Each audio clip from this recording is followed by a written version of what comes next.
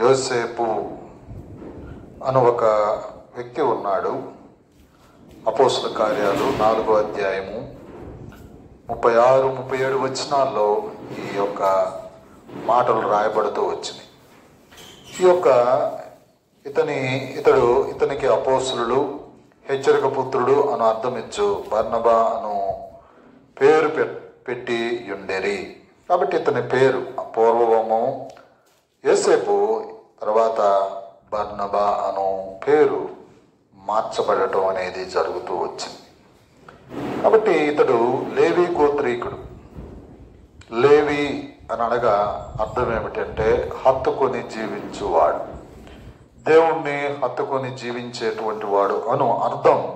ఈ యొక్క లేవీయుడు అనంటే మరి ఆ విధమైన అర్థం వస్తుంది. కాబట్టి ఈ యొక్క లేవి గోత్రానికి సంబంధించినటువంటి వ్యక్తి ఈ యొక్క బర్నబా. కాబట్టి ఇతడు దేవుని కొరకాయ సాక్రిఫైస్డ్ జీవితం కలిగినటువంటి వ్యక్తి. దేవుని కొరకాయ మరి ఏదైనా చేయటానికి, మరి దేవుని యొక్క స్వార్థ నిమిత్తమై కష్టపడేదానికి కూడా ఇష్టపడుతూ వచ్చినటువంటి వ్యక్తిగా మనం బైబిల్లో చూడవచ్చు. కాబట్టి ఇతడు ఒక పొలాన్ని అమ్మివేసి దానిని తీసుకెళ్లి అపోస్తలుల పాదాల యొద్ద పెట్టినటువంటి గొప్ప వ్యక్తిగా మనము ఈ యొక్క పోర్షన్లో మనం చూడవచ్చు. కాబట్టి ఈ యొక్క బర్నబా అను పదానికి అర్థం ఏమిటంటే హెచ్చరించువాడు లేదా ఆదరించువాడు అని 2 రకాలైనటువంటి అర్థాలతో కూడినటువంటి పేరు ఈ యొక్క బర్నబా. కాబట్టి ఇతడు ఆదరించేటువంటి వాడు. కాబట్టి బైబిల్ గ్రంథంలో మనం చూసినట్లయితే ఆదికాండం 50వ అధ్యాయము 21వ వచనంలో ఈ విధంగా రాయబడుతూ వచ్చింది. ఏమని అనంటే, మనము భూమి మీద ఉన్నటువంటి ఈ యొక్క కాలంలో మనకు అనేకులు కీడు చేసేటువంటి వ్యక్తులుగా ఉంటారు, కొంతమంది మేలు కూడా చేసేటువంటి వ్యక్తులుగా ఉంటారు. అయితే కీడు చేసినా మేలు చేసినా మనం తప్పకుండా వారిని మనము ఆదరించేటువంటి వ్యక్తులుగా ఉండాలి అన్నదే బైబిల్ మనకు చెప్పేటువంటి సంగతి. కాబట్టి కీడు చేశాడు కదా, కాబట్టి ప్రతి కీడు వాడికి చేద్దాము అని నువ్వు తలంచడానికి ఏమాత్రం కూడా లేదు. కాబట్టి కీడు చేసినా చేయకపోయినా వారికి మనము మేలు చేయటమే దేవుడు మన నుంచి కోరుకునేటువంటి సంగతి.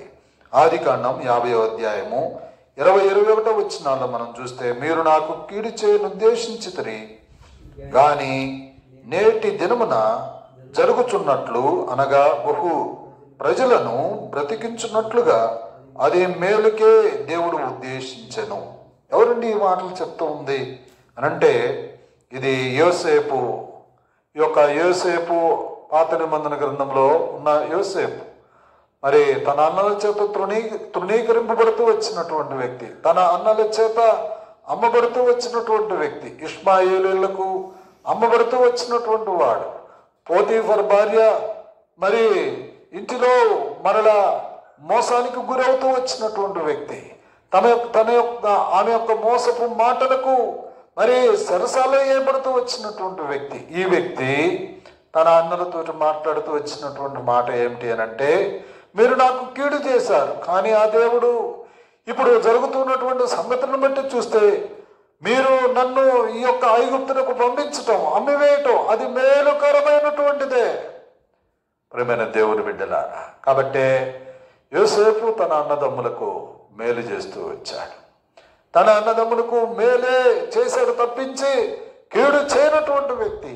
కాబట్టి మనము ఎవరిని ఆదరించాలి అనంటే, ఎవరిని మనము మరి హక్కును చేర్చుకోవాలి అనంటే, తప్పకుండా మనకు కీడు చేసిన వాళ్ళైనా కావచ్చు, మేలు చేసినటువంటి వాళ్ళైనా కావచ్చు, వాళ్ళని మనము ఆదరించాలి. కీడు చేసినటువంటి వారిని మనం ఏం చేయాలి? ఆదరించేటువంటి వారిగా ఉండాలి. అదే అధ్యాయము 50వ అధ్యాయము 20-21 వచనాల్లోనే ఇక్కడ మనము ఇంకొక సంగతి కూడా మనం గ్రహించాలి. ఏమిటి అనంటే 21వ వచనము, నేను మిమ్మును మీ పిల్లలను పోషించదనని చెప్పి వారిని ఆదరించి వారితో ప్రీతిగా మాట్లాడెను. 22వ వచనంలో మనం చూస్తే, యోసేపు అతని తండ్రి కుటుంబపు వారును ఐగుప్తులో నివసించిరి. కాబట్టి ఈ యొక్క యోసేపు తన తండ్రి కుటుంబాన్ని ఆదరించినటువంటి వ్యక్తి. ఈ యొక్క బానిసగా వెళ్తూ వచ్చినటువంటి ఈ యొక్క యోసేపు రాజు దగ్గర, ఆ యొక్క ఫరో దగ్గర ఏ విధంగా ఉన్నాడు అంటే, దేవుడు తన జ్ఞానము యోసేపుకు అనుగ్రహించి తనను మరి హెచ్చించినట్లుగా రాజు యొక్క మరి ఆ కళ ఏదైతే ఉన్నదో దానికి సరైనటువంటి ప్రత్యుత్తరం ఇచ్చి ఈ యొక్క యోసేపును దేవుడు దీవిస్తూ వచ్చినట్లుగా మనం చూడవచ్చు.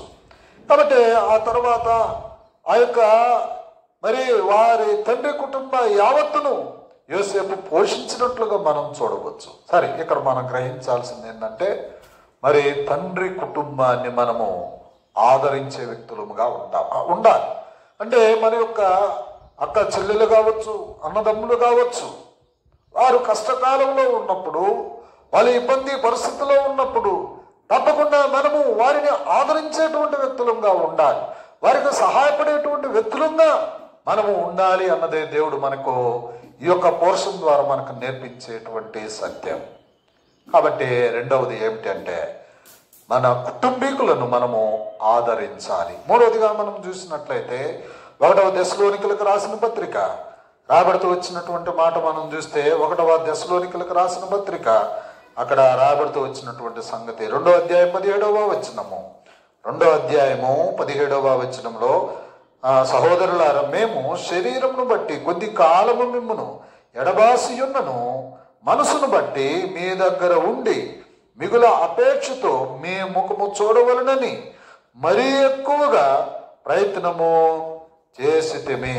కాబట్టి ఇక్కడ ఏమిటి అనంటే సంగతి చూస్తే, మిమ్మల్ని చూడాలి అని, మీతో ఉండాలి అని, మీ ముఖాలు చూడాలి అని ఈ పదాలు మనకి ఏ దాన్ని జ్ఞాపకం చేస్తుందంటే, సహోదరుల మధ్య ఉండే ప్రేమ, సహోదరుల మధ్య ఉండేటువంటి ప్రేమ, ఐక్యతను తెలియపరుస్తూ ఉన్నది. కాబట్టి ఎవరిని మనము ఆదరించాలి అనంటే, మన తోటి సహోదరులను మనము ఆదరించేటువంటి వారిగా ఉండాలి. మన పక్కన ఉన్నటువంటి వారిని సైతము మనము ఆదరించేటువంటి వ్యక్తులుగా మనము ఉండాలి. తర్వాత అదే అధ్యాయము అంటే 1వ దశలోనికలకు రాసిన పత్రికలోనే 5:11వ వచనంలో కూడా మనకి ఈ విధంగా రాయబడుతూ వచ్చింది. కాబట్టి మీరిప్పుడు చేయుచున్నట్టుగానే లోకాన్ని నొకడు ఆదరించి ఒకరినొకడు క్షేమాభివృద్ధి కలుగజేయుడి. అంటే ఒకరినొకరు మనం ఏం చేయాలంటే ఆదరించుకోవాలి. అప్పుడే మనకు క్షేమాభివృద్ధి అప్పుడే మనకు లభిస్తుంది. ఈ సత్యాన్ని మనము ఎరగవలసినటువంటి వారమే. కాబట్టి పౌలు తన యొక్క జీవితంలో చక్కటి విధానాన్ని మనకి కనపరుస్తూ ఉన్నాడు. పౌలు తన యొక్క పరిచర్యలో దశలోనికలకు ఏమి బోధిస్తూ వచ్చాడు అంటే, మరి ఒకరి మధ్య ఒకరు ప్రేమ కలిగి ఉండాలి, ఐక్యత కలిగి ఉండాలి, ఒకరి ఇబ్బందుల్లో మనము మరి పరామర్శించేటువంటి వారిగా ఉండాలి, ఆదరించేటువంటి వారిగా ఉండాలి, వారికి మనము సహాయం చేసేటువంటి వారిగా ఉండాలి. ఇది పౌలు దేవుని బిడ్డలకు నేర్పిస్తూ వచ్చినటువంటి విధానం. కాబట్టి ఈ యొక్క ఆదరణ, ఒకరినొకరు ఆదరించుకోవడం. తర్వాత మనం చూస్తే 2వ కొరింథీయులకు రాసిన పత్రికలో 2వ అధ్యాయంలో, 2వ కొరింథీయులకు రాసిన పత్రిక 2వ అధ్యాయంలో అక్కడ రాయబడుతూ వచ్చిన సంగతులు మనం చూసినట్లయితే ఏమని రాయబడుతూ వచ్చిందంటే 17వ వచనంలో అక్కడ, కావున ఇట్టి సంగతులకు చాలిన వాడెవడు, మేము దేవుని వాక్యమును కలిసి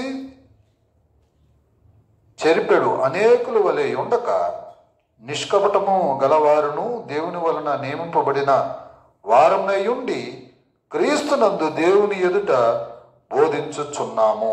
సరే, ఇక్కడ దీని యొక్క అర్థం ఏమిటి అని అంటే చెరిపేటువంటి వాళ్ళు, లేదా ఇంకా పై వచనాలు మనం చదువుతూ ఉంటే, మేము దేవుని వాక్యమును బట్టి చెరిపెడు అనేకుల వలె ఉండక నిష్కపటము గలవారును దేవుని వలన నియమింపబడిన వారమై ఉండి క్రీస్తునందు దేవుని ఎదుట బోధించుచున్నాము. కాబట్టి ఇక్కడ ఏమిటి అని అంటే అంటే ఇక్కడ రాయబడుతూ వచ్చినటువంటి సంగతులు, దేవుని యొక్క స్వార్థ మనము ప్రకటించేటప్పుడు మనకు అనేక ఆటంకాలు వస్తాయి. కాబట్టి చనిపోయేవారు సైతం, వారిని సైతం మనం క్షమించగలిగేటువంటి తత్వం మనలో ఉండాలి. అంటే ఇక్కడ మనం చూసినట్లయితే ఆ విధమైనటువంటి శ్రమలలో పాలైనటువంటి వారిని మనము ఆదరించాలి. అంటే క్రీస్తు కొరకు దుఃఖములో ఉన్నటువంటి వారిని, క్రీస్తు కొరకు సహాయము ఎదురు చూసేటువంటి వారిని మనము ఆదరించాలి. తన సహోదరులను మనము ఆదరించాలి. మన యొక్క ప్రభు బిడ్డలను మనము ఆదరించేటువంటి వారుగా ఉండాలి. కాబట్టి ఇది మనము ఎరగవలసినటువంటి సత్యం. అపోస్తలుల కార్యాలు 16వ అధ్యాయం 40వ వచనంలో కూడా ఈ మాటలే రాబడుతూ వచ్చింది. తోటి సహోదరులను మనం ఏం చేయాలి? ఆదరించాలి. అపోస్తలుల కార్యాలు 16వ అధ్యాయము 40వ వచనంలో అది రాయబడుతూ వచ్చినటువంటి సంగతి. అపోస్తలుల కార్యాలు 16వ అధ్యాయము 40వ వచనము. వారు చెరసాలలో నుండి వెలుపలికి వచ్చి లూదియా ఇంటికి వెళ్ళిరి. అక్కడ సహోదరులను చూసి ఆదరించి బయలుదేరిపోయిరి. కాబట్టి ఆదరించటం, వాళ్ళు శ్రమలో ఉన్నారు, ఇబ్బందులో ఉన్నారు, కాబట్టి వారిని పరామర్శించటం, ఆదరించటం అనేది మనము ఒక క్రైస్తవ బిడ్డగా మనము చేయాల్సినటువంటి పని. కాబట్టి ఈ యొక్క బర్నబా తన యొక్క జీవితంలో ఎలాంటి పేరు ధరించుకొని ఉన్నాడు అనంటే ఆదరించువాడు. కాబట్టి 66వ యెషయా గ్రంథంలో ఏమని రాయబడుతూ వచ్చిందంటే, ఒకరిని తల్లి వారిని ఆదరించున్నట్లుగా దేవుడు మనలను ఆదరిస్తూ ఉన్నాడు. దేవుడు మనలను ఆదరించేటువంటి వాడు, దేవుడు మనలను సంరక్షించేటువంటి వాడు. మన బాధలు, ఇబ్బందులు, ఇరుకులు వీటన్నిటిలో దేవుడు మనలను ఆదరించేటువంటి వాడిగా మనకు ఉన్నాడు. అందుకని ఆయన అన్నాడు, ఒకరిని తల్లి వారిని మరచడేమో కానీ నేనైతే నిన్ను మరువను అన్నాడు. ఎందుకంటే ఆయన మనలను పోషిస్తూ ఉన్నాడు, మనలను సంరక్షిస్తూ ఉన్నాడు, ఆదరించేవాడు ఆయనే. మనకు అనేక సమస్యలు ఒక్కోసారి వస్తాయి, ఎవరితో చెప్పుకోవాలో కూడా అర్థం కాని పరిస్థితుల్లో మనం మోకరించి ప్రార్థన చేస్తే దేవుడు మన యొక్క మొర ఆలకించేటువంటి వాడు, దేవుడు మనకు సమాధానం అనుగ్రహించేవాడు. నీ సమస్య నుంచి, నీ బాధ నుంచి దేవుడు విడుదల చేసి నెమ్మది, సంతోషం దేవుడు అనుగ్రహించేటువంటి వాడు. కాబట్టి మనము మన తోటి సహోదరులకు మనం ఏం చేయాలి? ఆదరించాలి. మన తోటి సహోదరులను మనము ఆదరించేటువంటి వ్యక్తులుగా మనము ఉండాలి. చూడండి, దావీదు వృద్ధాప్యంలో ఉన్నాడు, మరి పిల్లలందరూ పెద్దోళ్ళు అయిపోయారు. మరి చివరి దశలో షూనేమీయురాలు అబీషాగును తన కోసం సిద్ధం చేసి తీసుకొస్తే ఆ చిన్న పిల్లను దావీదు ఆమె ద్వారా ఆదరణ పొందినట్లుగా మనము మరి 1వ రాజుల గ్రంథం 1వ అధ్యాయము 3-4 వచనాల్లో మనము చూడవచ్చు. దావీదు వృద్ధాప్యంలో ఉన్నాడు, వెంట కలగటం వరకు తన యొక్క కవిగిల్లో ఉండు నిమిత్తమై ఈ యొక్క అబీషాగుని మరి తీసుకురావడం జరుగుతూ వచ్చింది. అయితే ఆమె దావీదుని ఎంతగానో ఆదరిస్తూ వచ్చింది.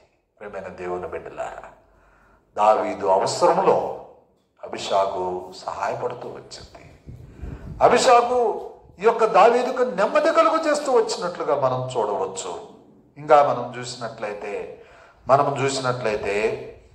ఇందాక చదువుతూ వచ్చాం, యోసేపు తన యొక్క అన్నదమ్ములను, తన తండ్రిని ఆదరించినాడు. ఆయన వారికి ఇబ్బంది కలిగిన సమయంలో, భోజనానికి ఇబ్బంది అయినటువంటి సమయంలో, ఆ యొక్క కరువు కాలంలో ఏం చేస్తూ వచ్చాడండి? ఆదరించాడు, వారిని హక్కును చేర్చుకున్నాడు. కాబట్టి ఈ సంగతి మనము గ్రహించవలసినటువంటి వారు. కాబట్టి ఈ యొక్క బర్నబా ఎలాంటి జీవితాన్ని కలిగి ఉన్నాడు అని అంటే, చూడండి, ఫిలిప్పీలకు రాసిన పత్రికలో ఆ మాట రాయబడుతూ వచ్చింది. 1వ అధ్యాయము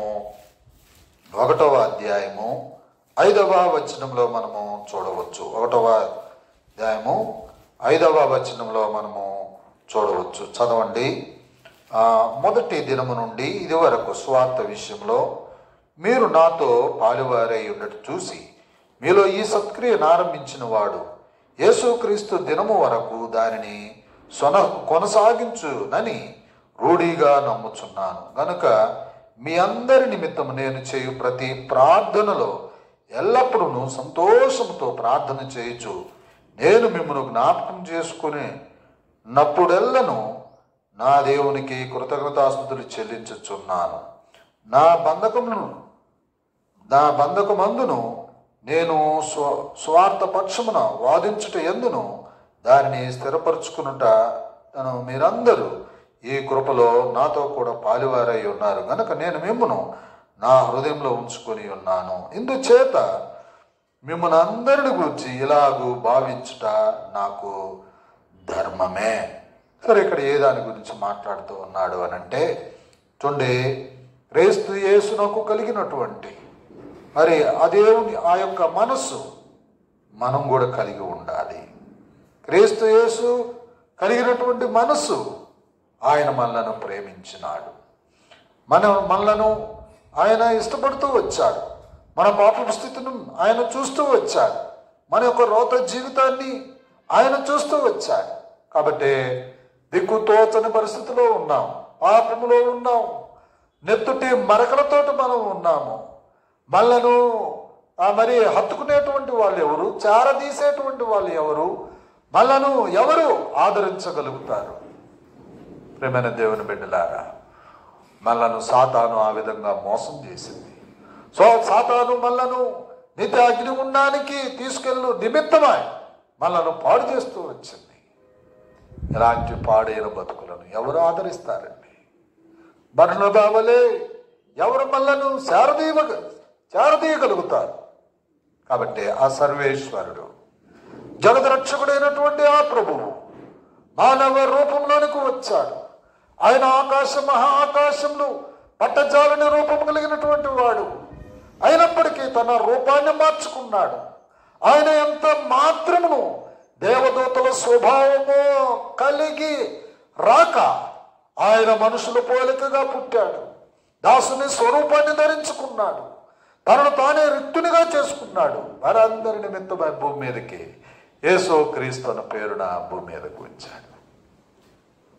ప్రేమైన దేవుని బిడ్డలారా, మనలను ఆదరించు నిమిత్తము సృష్టికర్త భూమి మీదకి రావడం ఇది మిరాకిల్ కాదా?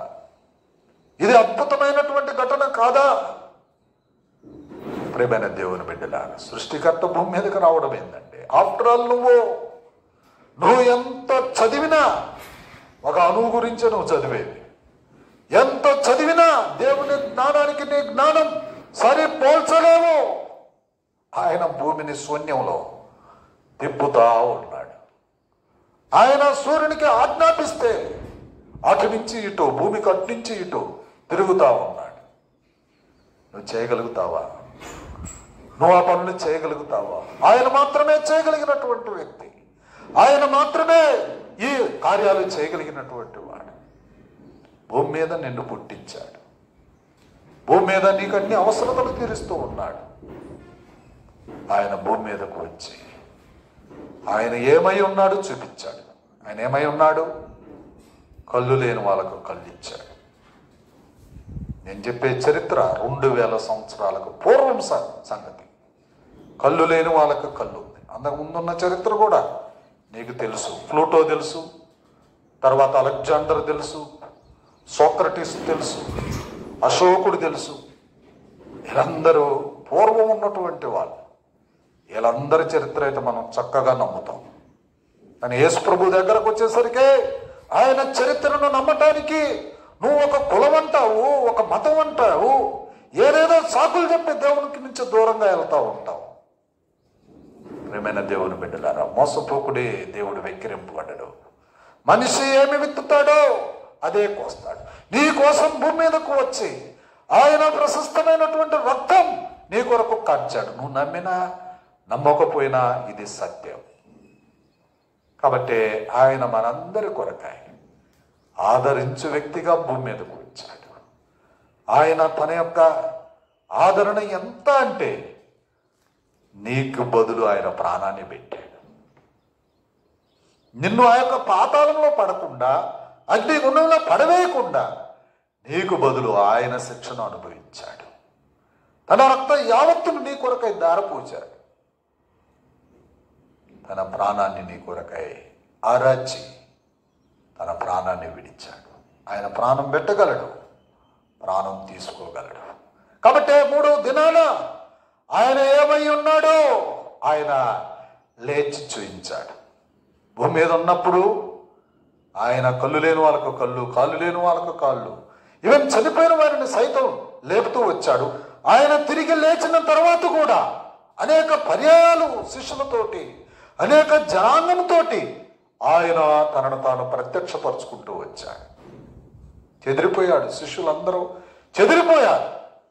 అయితే దేవుడు వాళ్ళందరిని మరలా సమకూర్చినాడు. దేవుడు సమకూర్చి వాళ్ళందరికీ తన ఏమై ఉన్నాడో వాళ్ళకి తెలియపరిచి, ఇప్పుడు వెళ్ళి మీరు సర్వ సృష్టికి సువార్తను ప్రకటించుడి. ఈ సత్యాన్ని ఎవరైతే నమ్ముతారో వాళ్ళకు పాపక్షమాపణ, నా యొక్క సాక్ష్యాన్ని ఎవరైతే అంగీకరిస్తారో వాళ్ళకు పరలోక రాజ్యం, నా సాక్ష్యాన్ని ఎవరైతే స్వీకరిస్తారో వాళ్ళకు భూమి మీద నెమ్మది, సంతోషం, సమాధానం లభిస్తుంది. నమ్మపోతే చేయగలిగింది లేదండి. ఇలాంటి ఆ ప్రభు మనలను ఆదరించు వ్యక్తిగా భూమి మీదకు వచ్చాడు. మనలను ఆదరించాడు, ఆదరణలో నిలిపాడు. మనలను శాంతి సమాధానాలు దేవుడు అనుగ్రహిస్తూ వచ్చాడు. ఒకప్పుడు మనకి ఆదరణ లేదు. ప్రభు ద్వారా మనము ఈ యొక్క చెడ్డ క్రియలు, చెరిపివేసే క్రియలు మొత్తాన్ని తీసివేసి నెమ్మది, సంతోషంతో ప్రభువును ఆరాధించేటువంటి జీవితాన్ని దేవుడు పాపులైన మనకు అనుగ్రహిస్తూ వచ్చాడు. కాబట్టి మనము ఆ తండ్రిని, ఆ ప్రభువుని ఆరాధించబద్దులమై ఉన్నాం. కొద్ది నిమిషాలు మనము ప్రభువుని ఆ విధంగా ఆరాధన చేస్తాం. ఆ విధంగా ప్రభు మనకి సహాయం చేయను గాక. మనము ఆరాధన చేస్తాం.